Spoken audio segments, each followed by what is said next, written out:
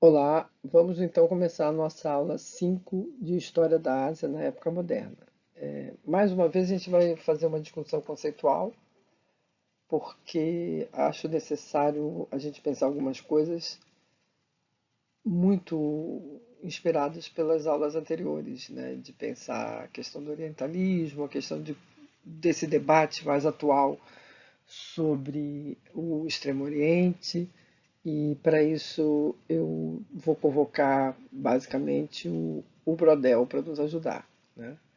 No texto, no livro Gramática das Civilizações. Mas eu coloquei no AVA um texto do professor André, da UERJ Maracanã, que eu acho muito bom para discutir a história desse conceito, ou desses dois conceitos, civilização e cultura. Tá? No finalzinho a gente vai falar umas ideias mais atuais, mas basicamente o texto ele vai trabalhar a ideia da história desses conceitos. Né? É, eu quero pedir desculpas também pela demora da publicação da aula. Eu tive problemas técnicos, houve uma rebelião das máquinas aqui em casa e eu não consegui dar conta das tarefas todas de gravação e etc. Tá bem? Peço desculpas, mas eu vou pegar leve hoje na aula para a gente poder conversar mais na quarta-feira. Bem, o conceito de. A gente vai começar a falar do conceito de civilização a partir de uma espécie de senso comum que a gente tem, né? Do que a gente entende como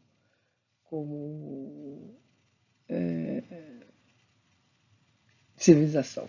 Para isso, eu peguei algumas definições de três dicionários, basicamente. Né? Dois de língua portuguesa brasileiros, dois dicionários brasileiros, e um que é um dicionário português que eu uso muito na internet, que eu gosto muito, que eu até queria apresentar a vocês, né, por conta disso.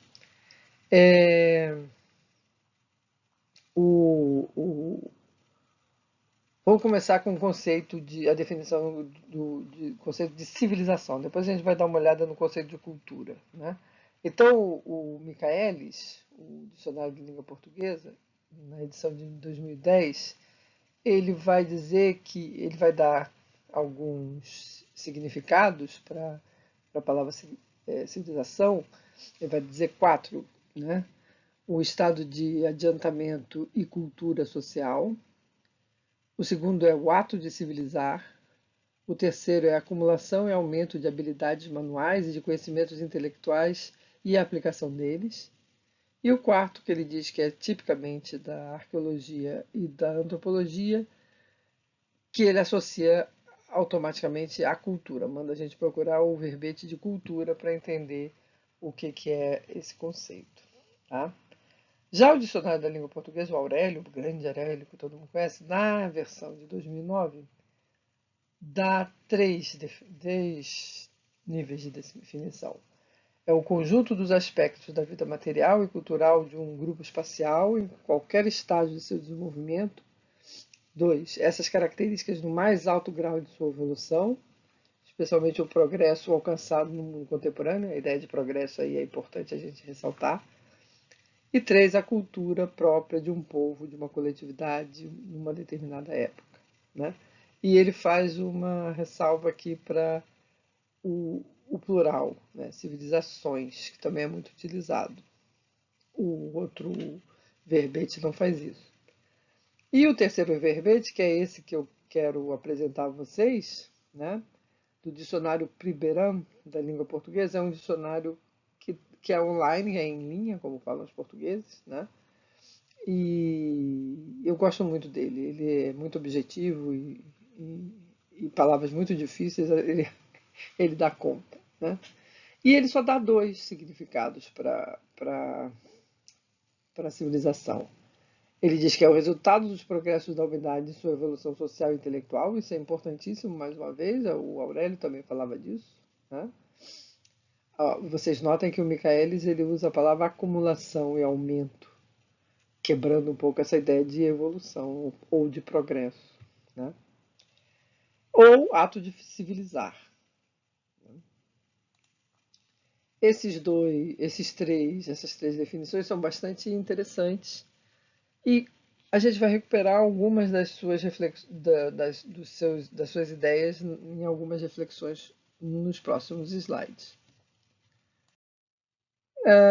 Já o conceito de cultura é mais prolixo. Os caras escrevem mais nos verbetes, então eu tive que dividir em 3 slides. Né? O Michaelis, ele dá vários significados que não são da nossa área, ele tem vários da agricultura, da biologia, né? A agricultura, o processo, o efeito de trabalhar a terra, de cultivar, de semear, de plantar vegetais, é também uma área cultivada, mas também se refere à biologia, quando fala das células, dos tecidos, das culturas, para você poder ver se tem uma contaminação bacteriana e assim por diante. Né? Também cultura de animais, a criação de animais. Então, essa parte, digamos assim, agrobiológica, gasta um bocado de definições. Mas aí ele chega na 7ª definição, ele chega em antropologia. E aí ele fala: conjunto de conhecimentos, costumes, crenças, padrões de comportamento adquiridos e transmitidos socialmente que caracterizam um grupo social. Então vocês estão vendo que a definição de cultura é mais material, né? A de civilização é menos material, né? É mais genérica. Né? Também diz que é um conjunto de conhecimentos adquiridos, como experiências e instrução, que levam ao desenvolvimento intelectual e ao aprimoramento espiritual. Instrução, sabedoria, tudo isso é cultura. Além disso, ele tem um outro significado que é o requinte de hábitos e conduta, bem como a apreciação crítica apurada, ou seja, as pessoas que têm cultura, que são capazes de fazer uma crítica a uma obra de arte e assim por diante. Então, a gente tem aí uma gama interessante de atributos para a palavra cultura. Já o Aurélio tem um desenvolvimento mais de um texto, diferentemente dessa coisa mais quebrada do Michaelis, mas de qualquer forma a ideia é mais ou menos a mesma. Ele vai dividir entre atividades agrícolas, entre agricultura, biologia e a coisa da cultura, né, mais da antropologia. Mas, de qualquer forma, é interessante notar que o dicionário Aurélio escolhe para botar na frente é justamente a questão antropológica, né?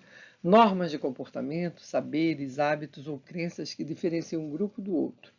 Provém de culturas distintas.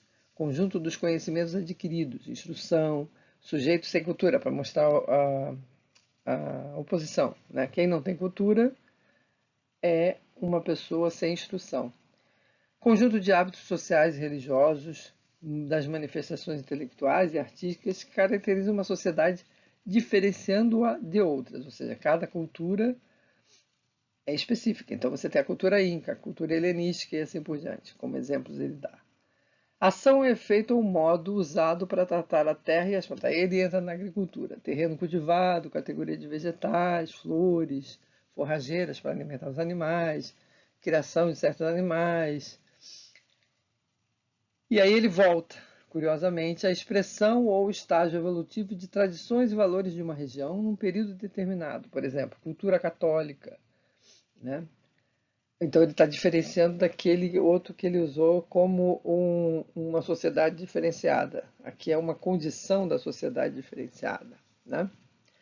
A aplicação do espírito a uma coisa, a cultura das ciências. Desenvolvimento das faculdades naturais, a cultura do espírito.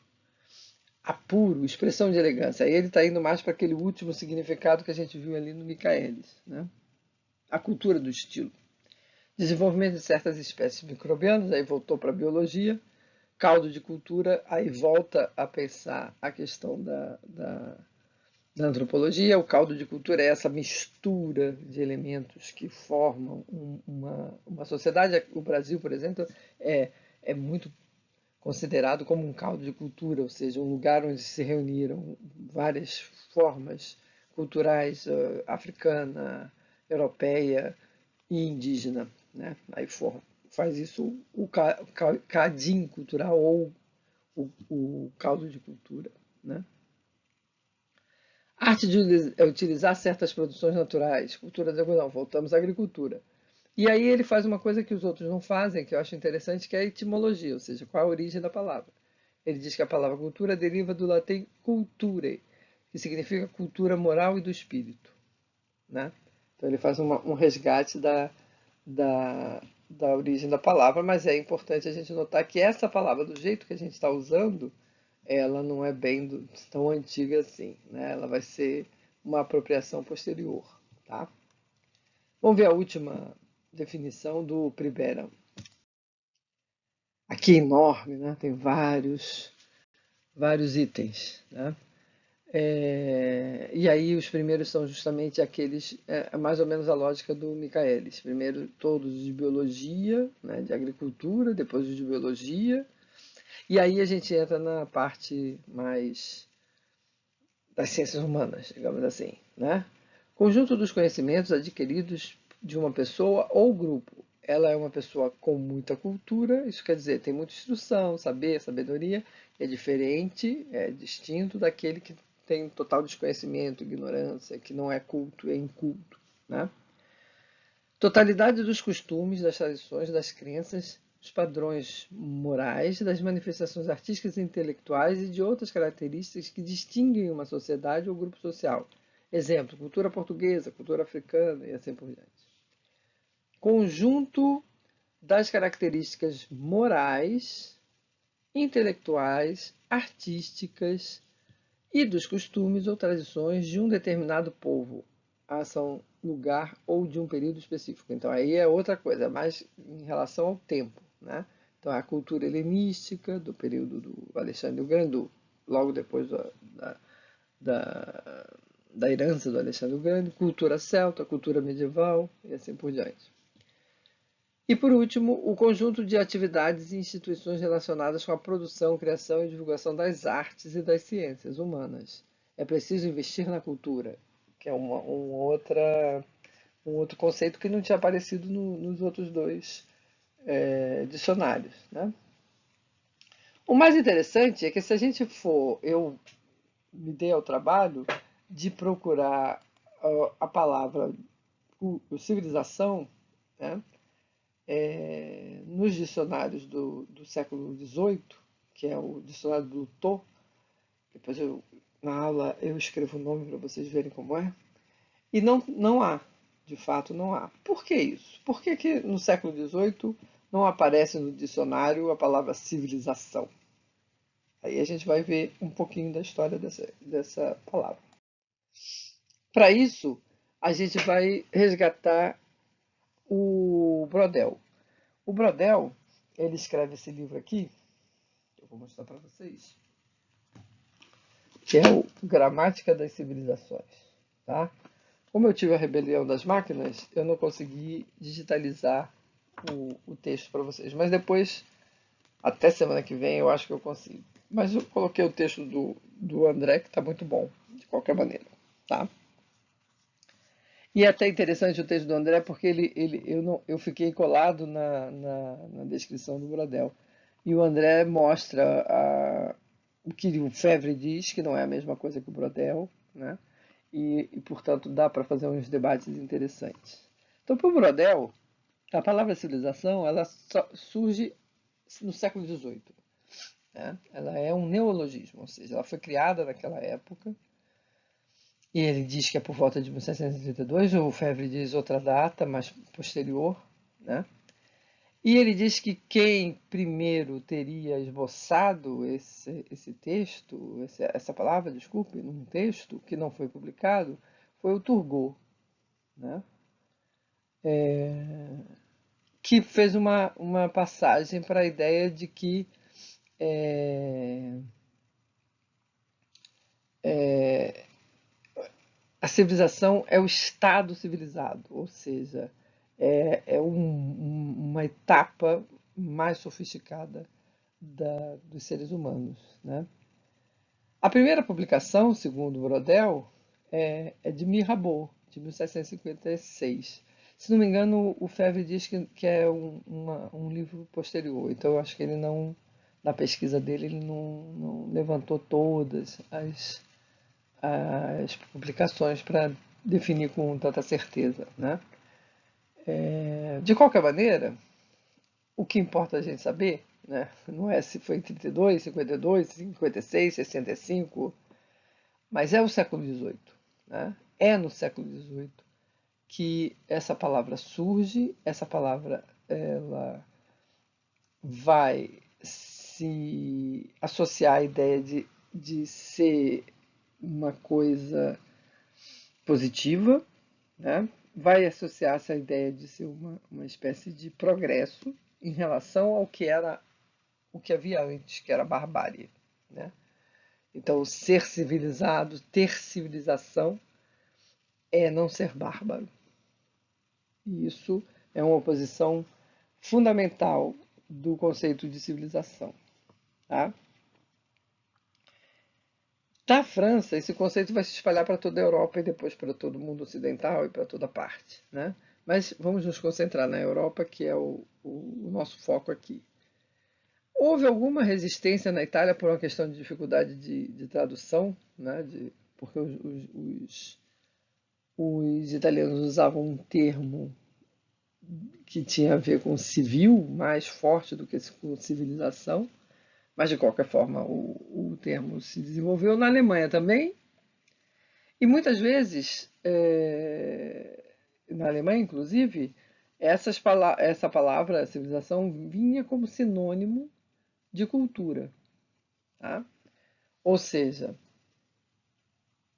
é, elas podiam ser trocadas, né? Usadas com o mesmo valor. Mas na Alemanha, ela vai ganhar uma diferenciação em relação a um outro termo que também surge no século XVIII, e no caso surge na Alemanha, que é o termo Kultur, né? Que escreve Kultur. Eu devia ter escrito aqui no coisa, esqueci, desculpem. Mas depois na aula a gente escreve se vocês precisarem. E a gente traduz como cultura. Né? E a distinção entre esses dois, né, é justamente porque a civilização vai ter necessariamente a ideia de progresso associada a ele. Cultura não. E a gente percebe isso, inclusive, nas definições dos dicionários atuais, que a gente viu um pouco atrás nos slides. Né? A descrição da cultura é uma descrição mais objetiva, no sentido de mostrar uma característica material, como a gente falou. Né? A civilização é mais etérea, é mais genérica. E, e necessariamente já vem com essa ideia de progresso, porque justamente o bárbaro não é civilizado. Agora, o bárbaro pode ter cultura. Percebe a diferença? É sutil, mas é importante. Né? Mas veja, isso é o caso da Alemanha. Em geral, as pessoas usam cultura e civilização como sinônimos, mas tem que se tomar cuidado porque, dependendo da forma como você aplicar um ou outro conceito, você pode criar uma certa confusão. Né?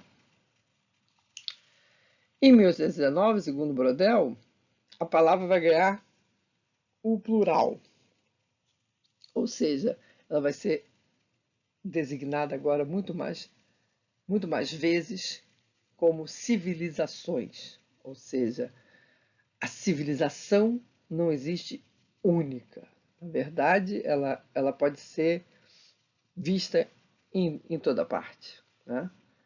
E essa ideia de conjunto, de coletividade, né? De se espalhar não só no espaço como no tempo, né? É bastante interessante e é muito utilizado até hoje. Aliás, a gente está impregnado por essa lógica.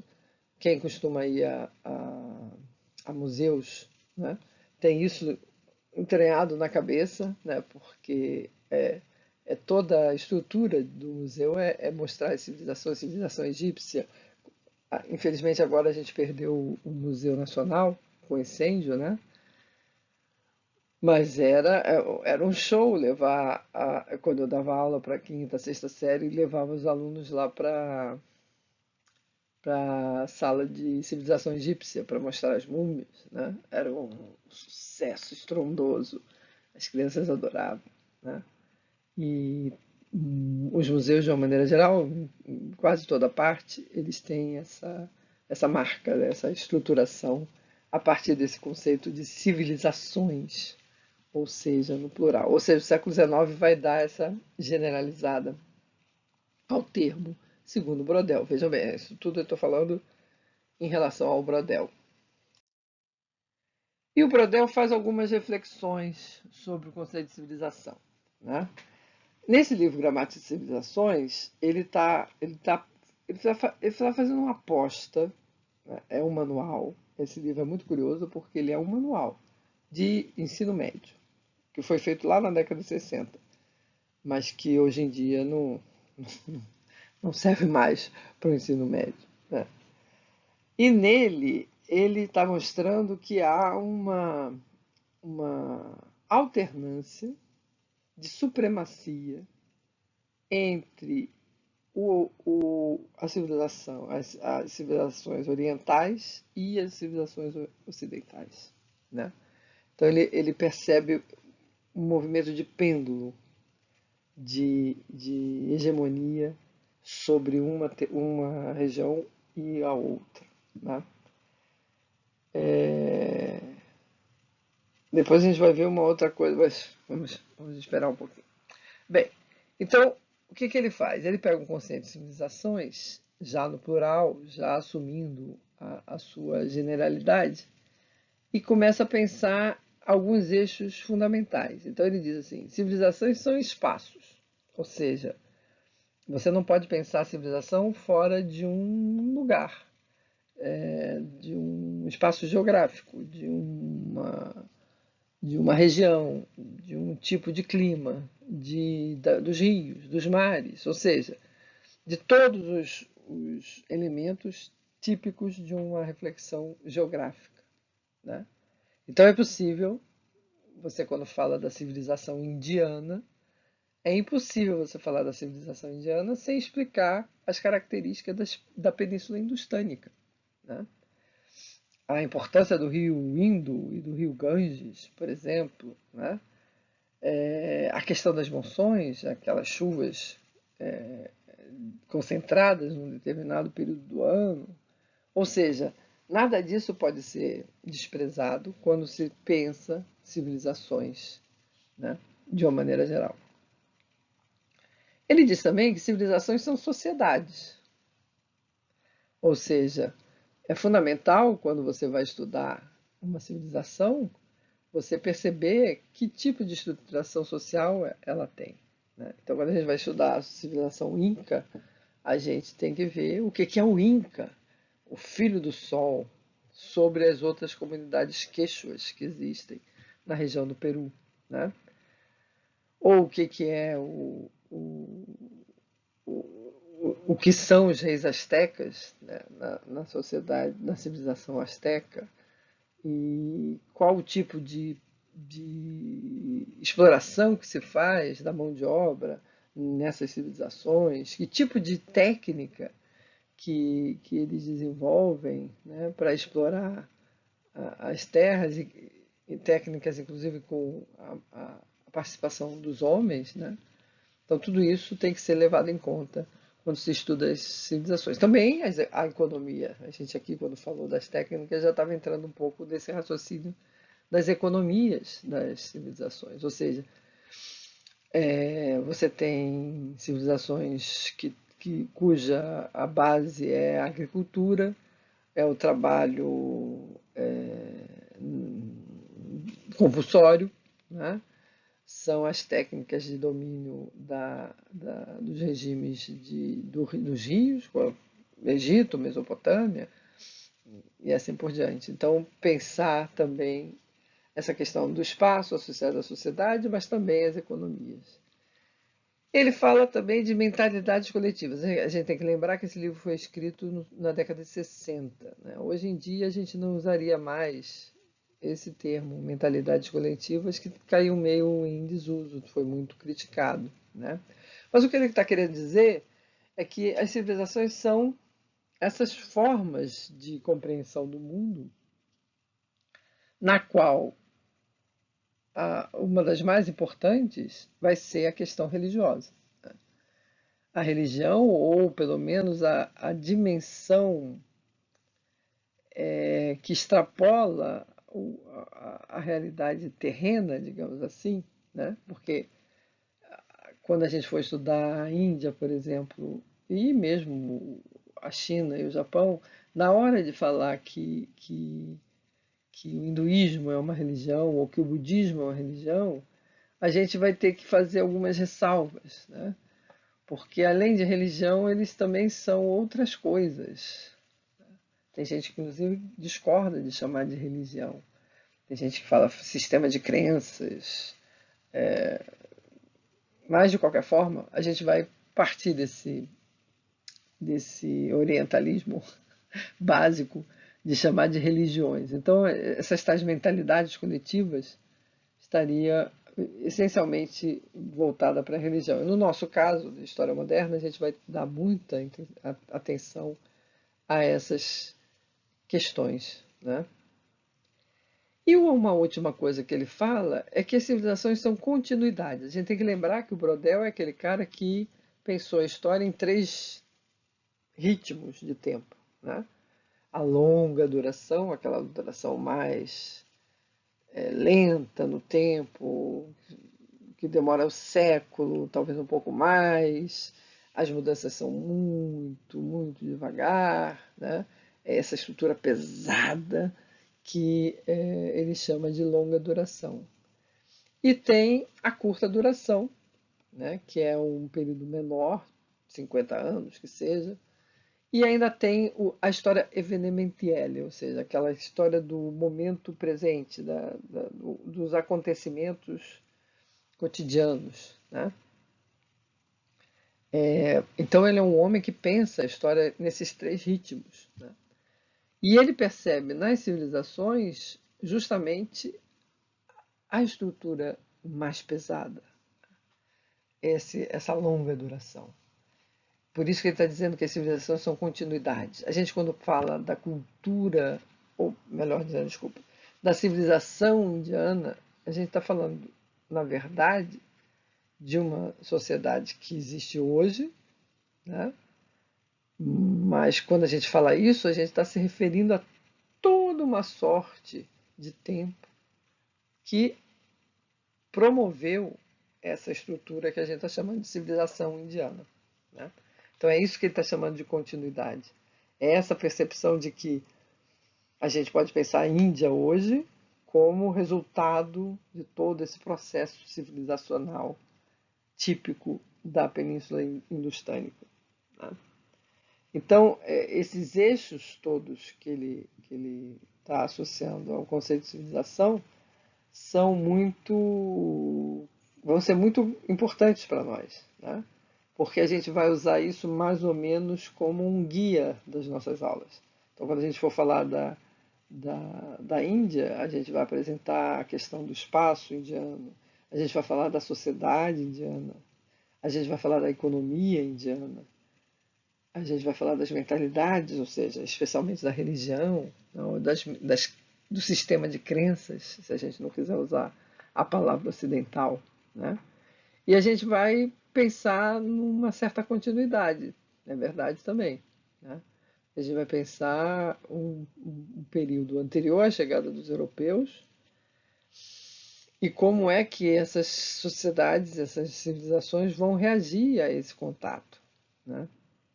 E como isso resulta na sua história, no seu processo identitário, tá?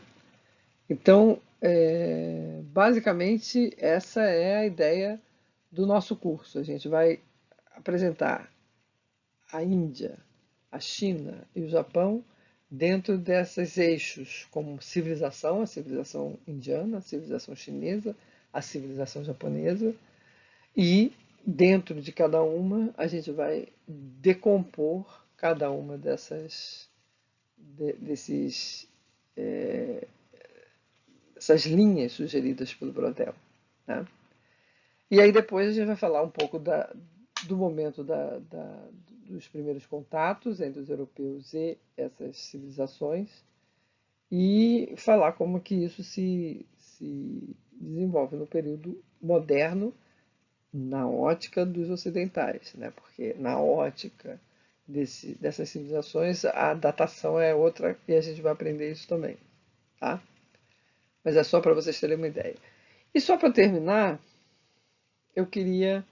É inevitável, é incontornável a gente, quando fala do conceito de civilização, e ainda mais nessa proposta do Brodel, que está falando de uma alternância de hegemonia entre Oriente e Ocidente, né?